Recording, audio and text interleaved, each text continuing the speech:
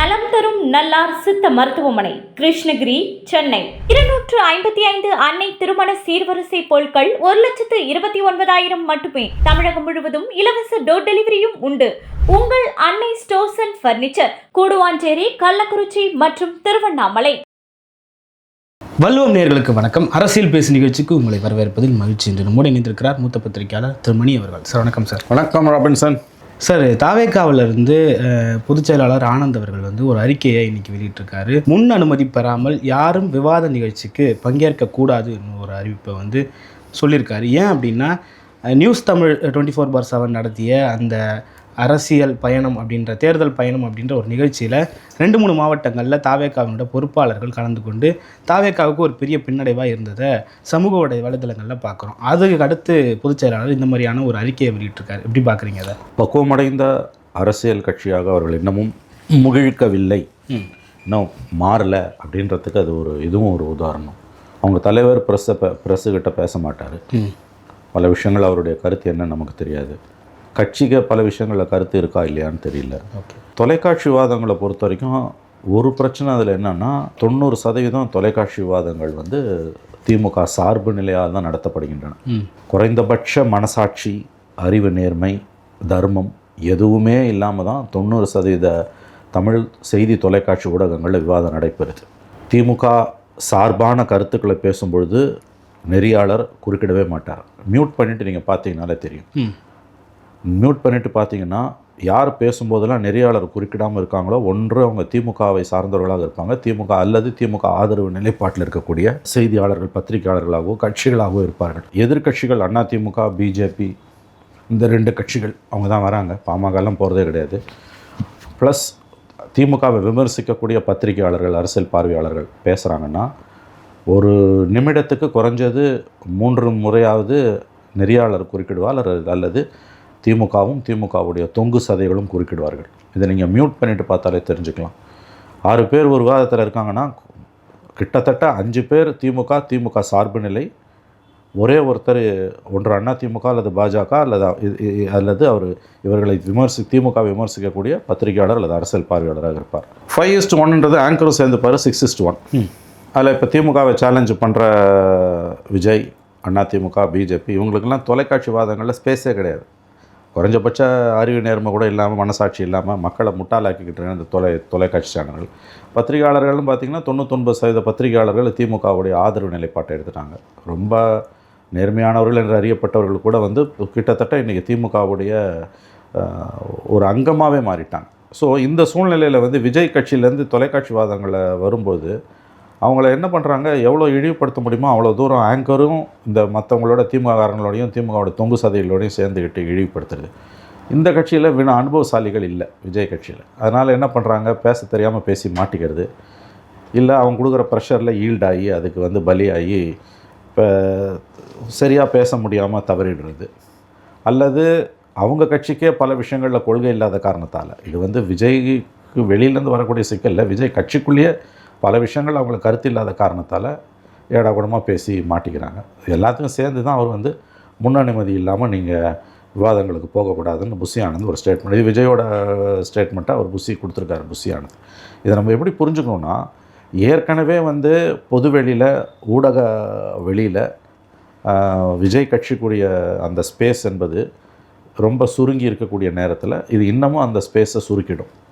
இதுக்கெல்லாம் அடிப்படை மூல காரணம் என்ன தான் திமுக ஊடகங்களை கட்டுப்படுத்தினாலும், பெரும்பாலான பத்திரிகையாளர்கள் திமுக கிட்ட விலை போயிருந்தாலும், பிரச்சனை என்னன்னு கேட்டிங்கன்னா, ஒரு அரசியல் கட்சியாக இன்றைக்கி இருக்கக்கூடிய ரொம்ப சிக்கல் நிறைந்த வாழ்க்கையில் ஒரு தீர்க்கமான அரசியல் நிலைப்பாட்டை பல விஷயங்களில் விஜய் கட்சியால் தாவேக்காவால் எடுக்க முடியாதது தான் இந்த சிக்கலுக்கு காரணம். புரியுது சார். இதில் விருப்ப மனு நீங்கள் ஏற்கனவே நம்ம இதை பற்றி பேசியிருக்கோம். நிறைய விருப்ப மனுவை வாங்கினாங்க, ஆனால் அது திருப்பம் போகலை அப்படின்னு சொல்லிட்டு, திரும்ப கொடுக்கப்படலை அப்படின்னு சொல்கிறாங்க. மாவட்ட செயலாளர்களுடைய அழுத்தம் அப்படின்னு சொல்கிறாங்க. விஜய் கட்சிக்குள்ளேயே ஏதோ ஒரு அழுத்தம் இருக்குது. இல்லைங்க, கட்சிக்குள்ளே நிறைய சிக்கல்கள் இருக்குங்க. அது இப்போ வெடித்து செதறப்போகுது. விஜயோட ஆதரவு, விஜயோட பாப்புலாரிட்டி, விஜய் மக்கள் மத்தியில் இருக்க செல்வாக்கு ரொம்ப அபரீதமானது. அதெல்லாம் சந்தேகமே இல்லை. 10 பேரை கேட்டால் 9 பேர் விஜய்க்கு ஓட்டு போடுவாங்கணும், அதில் சந்தேகமே இல்லை. ஆனால் அது எப்படி தேர்தல் காலத்தில் ஓட்டாக மாறுன்றதான் நம்ம கவனிக்க வேண்டிய விஷயம்.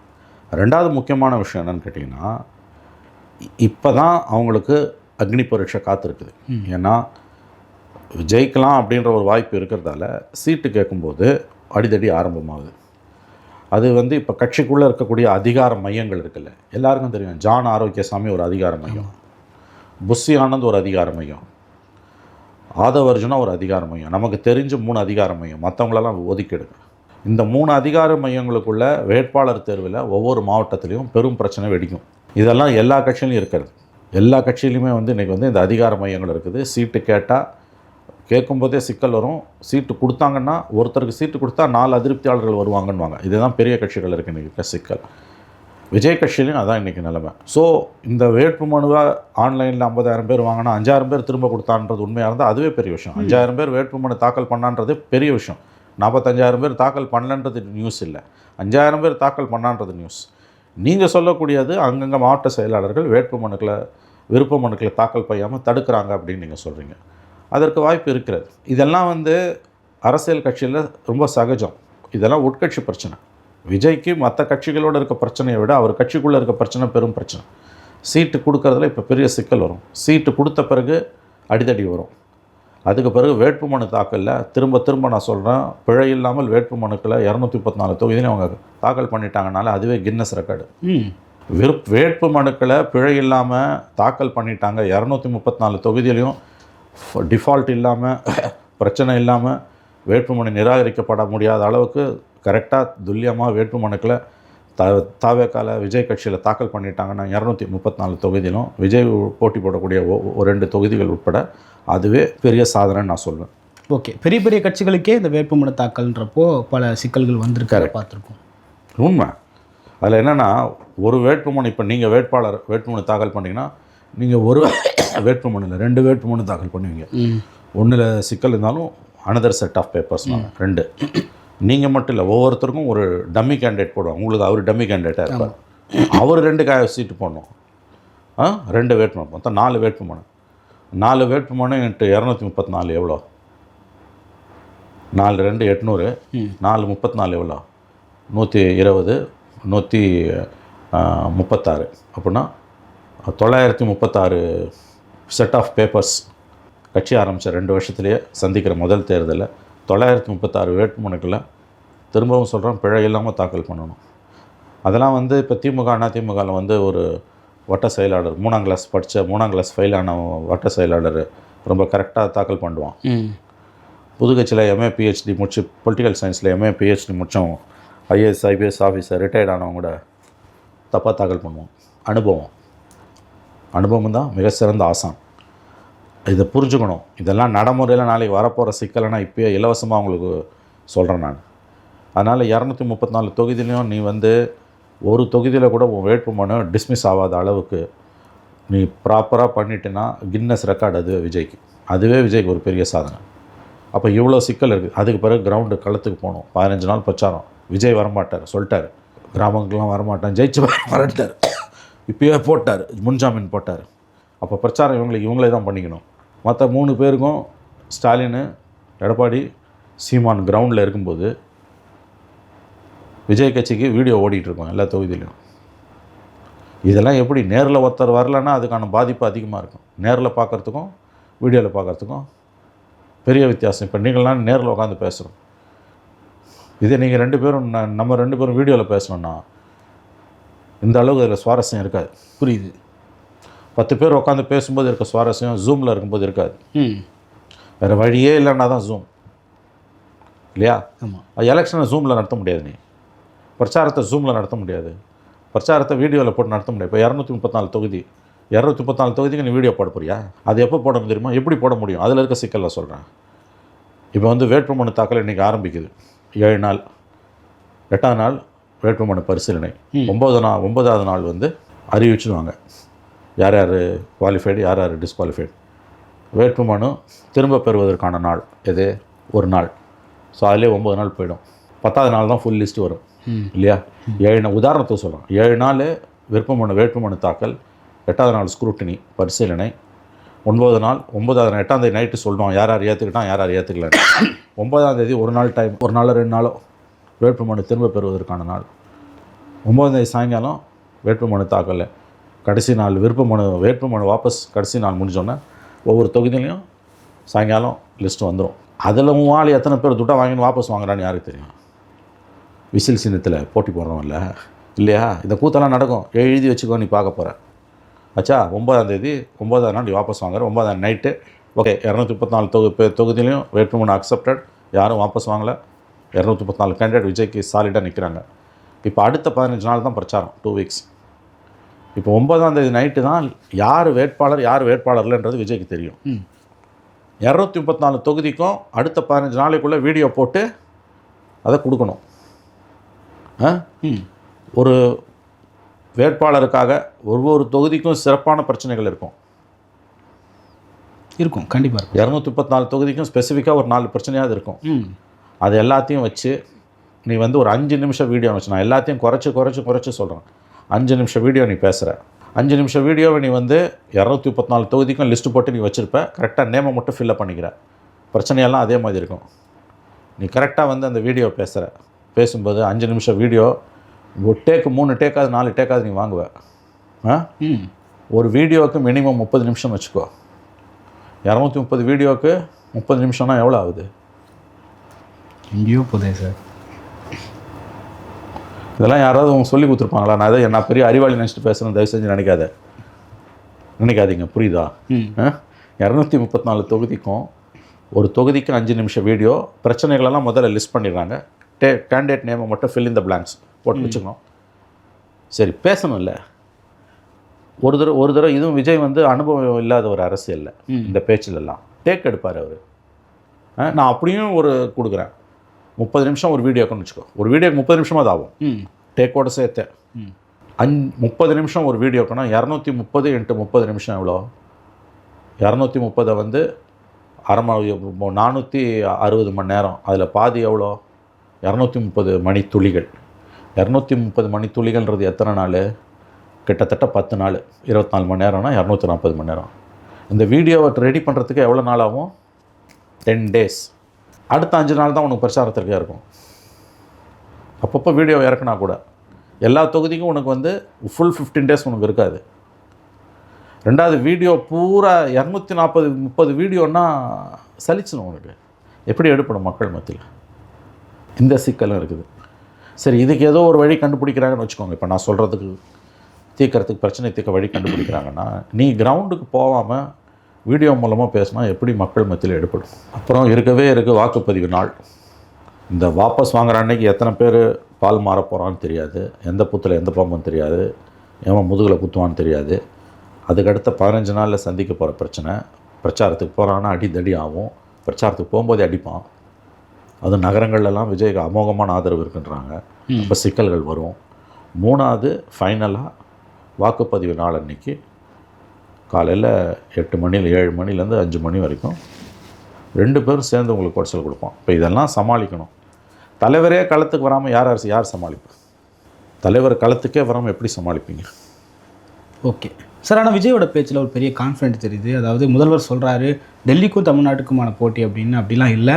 ஊழலுக்கும் தமிழ்நாட்டுக்குமான போட்டி, லஞ்சத்துக்கும் தமிழ்நாட்டுக்குமான போட்டி, சுருக்கமாக சொல்லணும்னா ஸ்டாலினுக்கும் விஜய்க்குமான போட்டி அப்படின்னு சொல்லிட்டு சொல்கிறாரு. இல்லை, இது வந்துங்க லஞ்சத்துக்கும் தமிழ்நாட்டுக்குமான போட்டின்றதெல்லாம் வந்து ஓரளவு ஏற்புடையது தான். ஏன்னா கரப்ஷன் வந்து இன்றைக்கி பயங்கரமாக போயிட்டுருக்குது. நேரு கேஸ்லலாம் எஃப்ஐஆர் போடுன்னு ஹைகோர்ட் சொல்லியும் அதை சிறிதளவு கூட மதிக்காமல், நீதிமன்ற உத்தரவை மதிக்காத ஒரு அரசாக தான் தமிழ்நாடு அரசு இருக்குது. இன்றைக்கி அவமதிப்பு வழக்கு போட்டிருக்காரு, நீதிமன்ற அவமதிப்பு வழக்கு. ஆனால் அதிமுக எம்பி 80 ரூபா போட்டிருக்காரு. இன்றைக்கி வந்து டிரான்ஸ்ஃபார்மர் 397 கோடி ஊழல் செந்தில் பாலாஜி மந்திரியாக இருக்கும்போது வாங்கின ஊழலில் அறப்போர் இயக்கத்தோட பெட்டிஷனில் நீ ஏன் என்ன எஃப்ஐஆர் போடலை, என்ன நினச்சிட்ருக்கீங்க? இது மிகப்பெரிய குற்றச்சாட்டுன்னு ஹைகோர்ட்டு தமிழ்நாடு அரசாங்கத்தை மிக கடுமையாக வந்து விமர்சனம் செய்திருக்கு. அரசு வந்து மிகப்பெரிய அளவில் திமுக அரசு ஊழல் குற்றச்சாட்டுகளுக்கு உள்ளாகி இருக்கிறது என்பது 100% உண்மை. இதற்கு எது சாட்சின்னு கேட்டிங்கன்னா நீதிமன்ற உத்தரவுகளே சாட்சி. எஃப்ஐஆர் போடுன்னு சொன்னால் நீ போட மாட்டேன்ற. ஒரு கேஸில் இல்லை, தெரிஞ்சு 2வது கேஸு கிட்னி ராக்கெட்டு போடலை. இந்த மாதிரி அடுக்கிக்கிட்டே போகலாம். இப்போ இந்த விஷயத்தில் விஜய் சொல்கிறது உண்மை. திமுகவுக்கும் டெல்லிக்கும் தமிழ்நாட்டுக்கும் இல்லை, ஊழலுக்கும் திமுகவுக்குன்றது அது உண்மை. ஆனால் ஸ்டாலினுக்கும் விஜய்க்குன்றது ரொம்ப அதிகமான வார்த்தை. இதை தன்னை மிகைப்படுத்தி தன்னை வந்து ஒரு பெரிய ஆகிருதியாக உருவாக்கி கொள்வது. இந்த தனி மனித துதிப்பாடல் என்பது ஆபத்தானது. திமுகவும் அதில் தான் இருக்குது இன்றைக்கி. திமுக அப்படின்னு சொல்லாமல் ஸ்டாலின் அவங்க சொல்கிறாங்க. மோடி சொன்னார்ல, பிஜேபியோட மோடி பெரிய லீடர் லெவலுக்கு வந்து, அதுமாதிரி திமுகவோட ஸ்டாலின் விஸ்வரூபம் எடுத்துட்டார். அந்த மாதிரி வந்து விஜய் இன்றைக்கி ஒரு ஃபோர்ஸாக வந்துட்டுருக்காரு. இது ஆரோக்கியமானதல்ல. ஆனால் அவர் சொல்லக்கூடியதில் இருக்க மற்ற விஷயங்கள் உண்மை என்பதை நான் ஒப்புக்கொள்கிறேன்.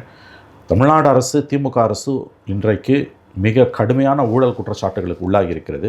ஒதுக்கி தள்ள முடியாத மதவாதம் தான் பெரிய பிரச்சனை, ஊழல் ஒரு பெரிய பிரச்சனையாக இல்லைன்னு யாராவது சொல்வார்களே, ஆனால் அவர்களை விட அயோக்கியர்கள், அவர்களை விட மக்கள் விரோதிகள் வேறு யாரும் இருக்க முடியாது. ஏன்னா ஊழல் நிறைந்த ஒரு சமூகம் தான் மதவாதத்தை நோக்கி நகரும். சரி, ஊழல் என்ன ஆதாரம் உங்கள்கிட்ட இருக்குது, நாங்கள் கண்டிக்கப்படலையன்றிய உயர்நீதிமன்றம் உங்கள் மீதான ஊழல் குற்றச்சாட்டுகளுக்கு பூர்வாங்க ஆதாரம் இருக்குது, எஃப்ஐஆர் போடுன்னா, நீ யோகியனாக இருந்தால் எஃப்ஐஆர் போட்டிருக்கணும். எஃப்ஐஆர் போடாமல் காலம் தாழ்த்துவது ஒரு கேஸில் இல்லை, இன்றைக்கி 3-4 கேஸ் வந்துடுச்சு. அப்போ எந்த அளவுக்கு இந்த அரசு சிக்கலில் மாட்டி இருக்கிறது என்பதை நீங்கள் தெரிந்து கொள்ளலாம்.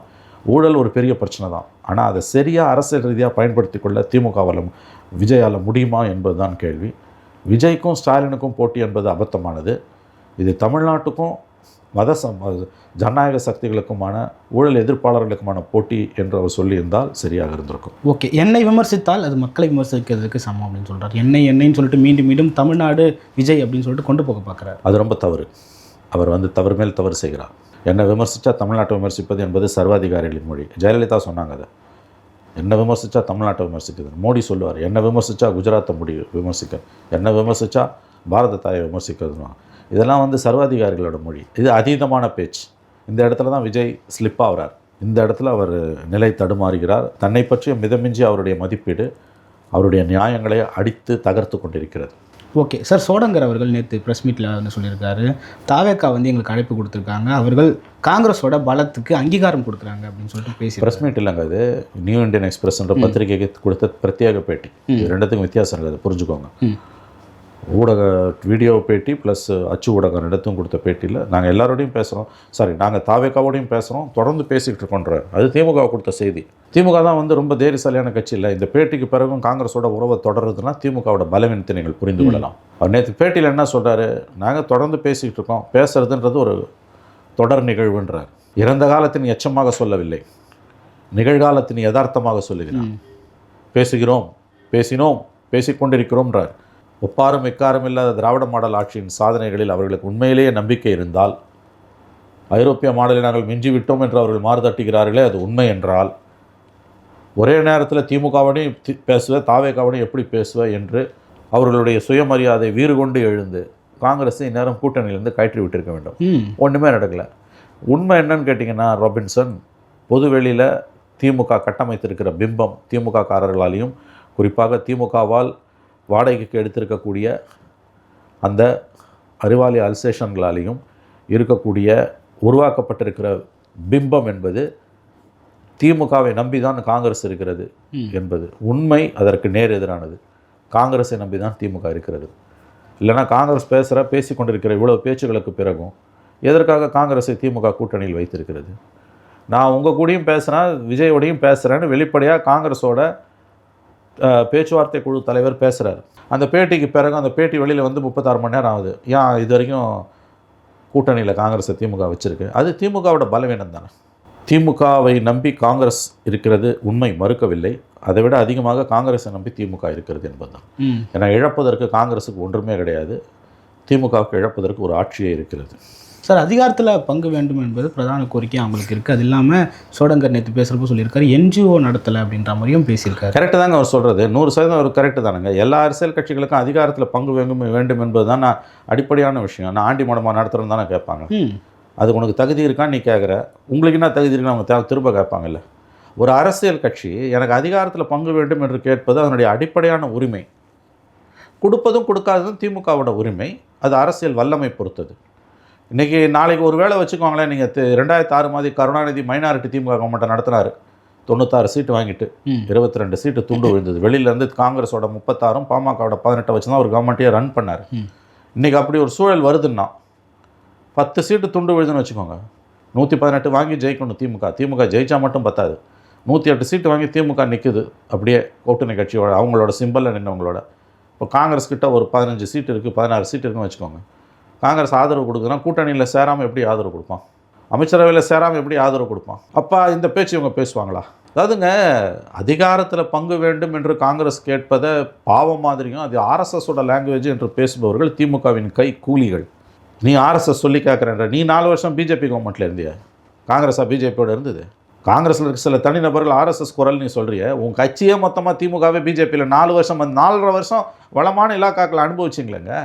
அப்புறம் இன்னொரு கட்சியை பார்த்து நீ ஆர்எஸ்எஸ் பிஜேபின்னு சொல்வதற்கான தார்மீக உரிமையோ தகுதியோ திராவிட முன்னேற்ற கழகத்துக்கு என்ன இருக்குது சொல்லுங்கள்? நேரடியாக பேசாமல் வாடகை வாய்களை ஏவி விட்டு திமுக பேசுகிறது. சொடாங்கரும் பிரவீன் சக்கரவர்த்தியும் மாணிக்கம் தாகூரும் திமுகவோட வாடகை ஆர்எஸ்எஸ் குரல்னு. Very good. நீ 4.5 வருஷம் பிஜேபியோட இருந்திய. குஜராத் இன படுகொலைகளின் உச்சத்தில் மோடிக்கும் வாஜ்பாய்க்கும் ஆலவட்டம் சுற்றினீர்களே, பிஜேபியோடைய கொலாவனீங்களேங்க, ஆர்எஸ்எஸோடையே இருந்தீங்களே. அப்போ பிஜேபியோட சேர்ந்து பயணித்த உங்களுக்கு இன்னொரு கட்சியிலேருந்து அதிகாரத்தில் பங்கு வேண்டும் என்று கேட்பவர்களை பார்த்து நீங்கள் ஆர்எஸ்எஸ் குரல் என்று சொல்வதற்கான ஆன்மீக தகுதி எங்கிருந்து வருகிறது?